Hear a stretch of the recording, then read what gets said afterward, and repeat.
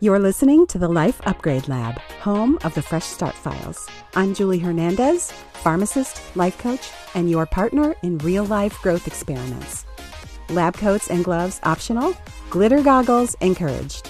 Let's grab our glitter goggles, friend. We'll open today's file and get started. It's 2:30 in the morning and your brain is listing every reason you might fail. If you've ever felt self-doubt the moment you tried something new, this episode is for you.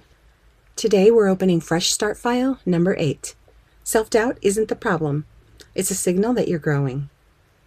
Welcome back to the Life Upgrade Lab, home of the Fresh Start Files, where we investigate the patterns that keep women stuck and build small upgrades that move life forward.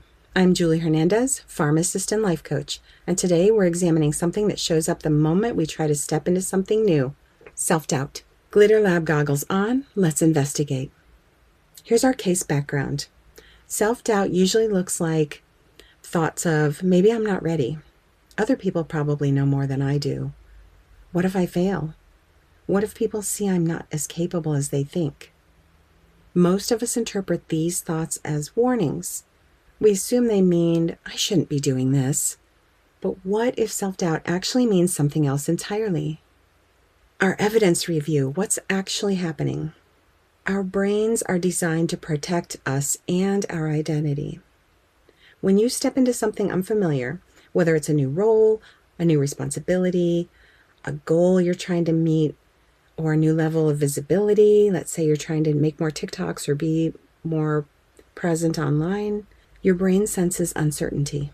Uncertainty triggers self-doubt.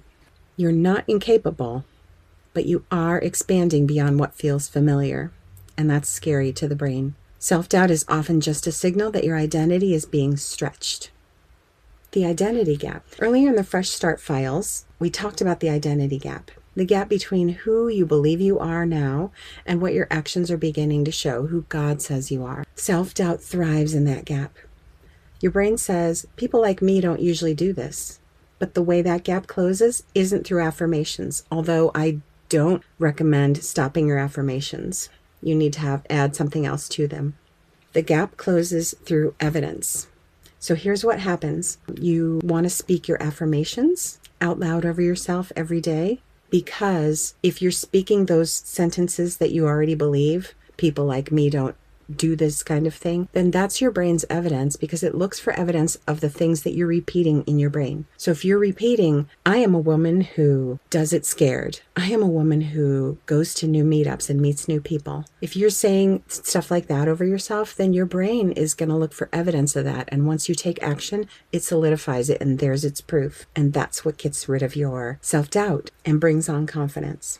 So don't give up your affirmations. Let me tell you why affirmations often don't work, though, for people. Many people try to eliminate self-doubt with positive thinking. Positive thinking is not what I teach. Sometimes there's no amount of positive thinking. It dries up. I teach Romans 12:2. Be ye transformed by the renewing of your mind. So we're renewing our minds, and we're stepping into the identity of the woman God says we are. Your brain doesn't update identity based on reassurance. It updates identity based on proof, like I mentioned. Small actions create evidence. And when you start doing your affirmations of who that future you is, I am a woman who, or who the future you is that you want to become, I am a woman who, X, Y, Z.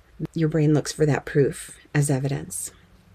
Evidence reshapes identity, and then when your identity shifts, doubt begins to lose its power. Here's the 24-hour rule. One of the biggest dangers with self-doubt is letting it sit for too long. When doubt lingers, it turns into overthinking, procrastination, paralysis, and maybe some other things. So a helpful rule is when self-doubt appears, take one small action within 24 hours, along with your affirmations. This small action is not to eliminate the doubt, but to create evidence. Our scripture thread. Scripture shows us this pattern repeatedly. Faith rarely begins with certainty. It begins with obedience in uncertainty. Hebrews 11 is filled with people who moved forward before they had proof that everything would work. They acted, and action strengthened their faith. Our key reframe. The goal isn't to eliminate self-doubt. It's to build an identity that keeps moving even when doubt shows up. Eventually, the identity becomes strong enough that the doubt will either become background noise or it will go away altogether. You'll have a new identity and new belief of who you are. God will be changing your mind about who you are and showing you who He has created you to be. Our lab experiment. Lab experiment number 8, evidence builder. This week, when self-doubt appears, ask, what is one small action that would give my brain evidence that I can handle this? Take that step within 24 hours. Not perfectly, just forward.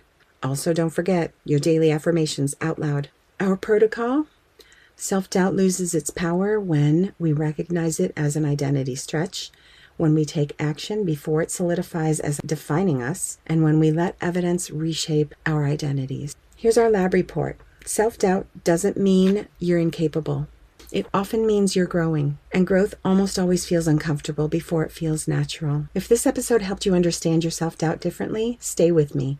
We're learning how to move forward with courage, even when our brain isn't fully convinced yet. Follow the show so you don't miss the next Fresh Start file. Share it with a friend who needs to hear this message. The lab is open. Thanks for joining me inside the Life Upgrade Lab. Experiments may get messy, but progress is still progress. If today's case file helped you, follow the show, leave a review, or share it with a friend who needs a fresh start. Until next time, keep your glitter goggles close and keep upgrading your life.